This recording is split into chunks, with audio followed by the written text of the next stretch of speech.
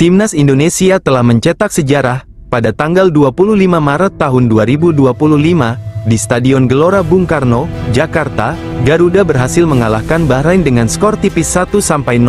Kemenangan ini menjadikan Indonesia sebagai tim pertama di ASEAN yang berpeluang besar lolos ke Piala Dunia. Selebrasi pun pecah, baik di stadion maupun di media sosial. Fans Indonesia bersorak penuh kebanggaan, sementara komentar dari berbagai penjuru, termasuk dari Malaysia, mulai bermunculan.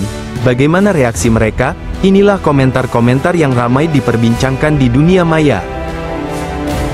Patrick pelatih Indonesia baru ini ya, aku nggak tahu. Bagi aku STY lebih bagus gameplaynya. Dibandingkan dulu lebih bagus mana sama pelatih baru Indonesia ini ya.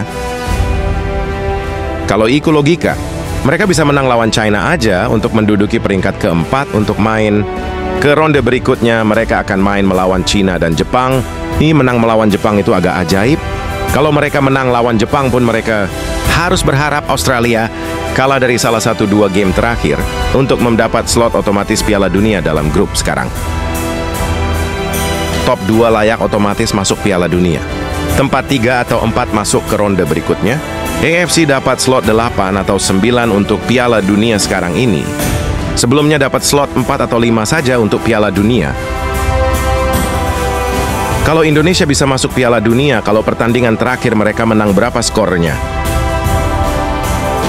Banyak peluang emas, harusnya 4-0, tapi tak apa.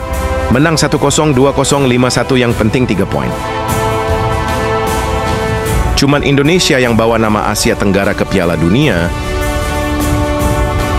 Saya pun heran, Malaysia pun menang melawan Nepal. Nepal itu bukan kaleng-kaleng wey. Baru menang 1-0 sudah mendunia min. Trio mereka seperti Maldini, masa kena kalah sama Australia? Mungkin levelnya Maguire, hahaha. Indonesia mewakili negara ASEAN. Sekarang sepak bola ASEAN tidak lagi dianggap remeh dari negara Asia lainnya. Iya, masih oke saat Coach STY sebagai juru latih. Gameplay menawan, serangan balik cepat. Tak ada Belanda B mau kena belasah tadi.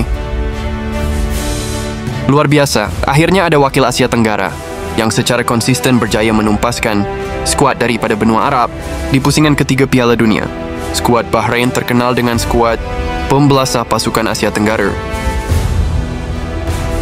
Alhamdulillah, tahniah Indonesia. Jangan hina Indonesia lah. Lawan kita hanya Nepal, tak malu ke? Bola itu bulat kalau ada rezeki. Allah pasti tolong. Saya doakan Indonesia berjaya.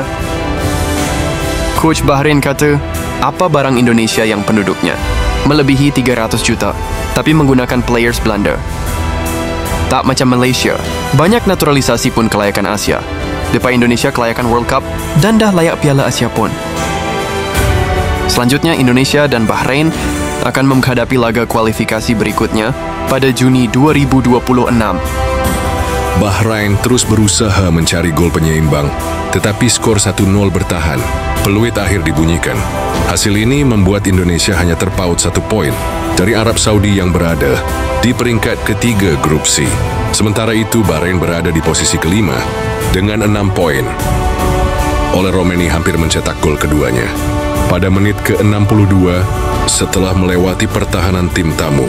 Sayangnya tembakannya berhasil ditepis oleh kiper Bahrain, Ibrahim Lutfallah. Sebelum bola masuk ke gawang, memasuki babak kedua, Bahrain hampir menyamakan kedudukan lewat Sayetia pada menit ke-57, namun tembakan kerasnya berhasil digagalkan oleh Martin Paes. Situasi ini mendorong Patrick Kluivert untuk melakukan perubahan taktik dengan memasukkan Ivar Jenner menggantikan Tom Hay. Tersentak oleh gol tersebut, Bahrain berusaha mencari gol penyama kedudukan. Namun, skor 1-0 tetap bertahan hingga babak pertama usai. Indonesia akhirnya unggul lewat penyerang Oxford United oleh Romeni. 1 menit setelahnya, oleh Romeni sukses memanfaatkan umpan dari Marcelino Ferdinand untuk mencetak gol keduanya bersama tim Garuda. 10 menit kemudian, giliran Ali Madan mencoba peruntungannya untuk Al-Ahmar. Namun tembakannya dari luar kotak penalti sama sekali tidak mengancam kiper Indonesia, Martin Paes.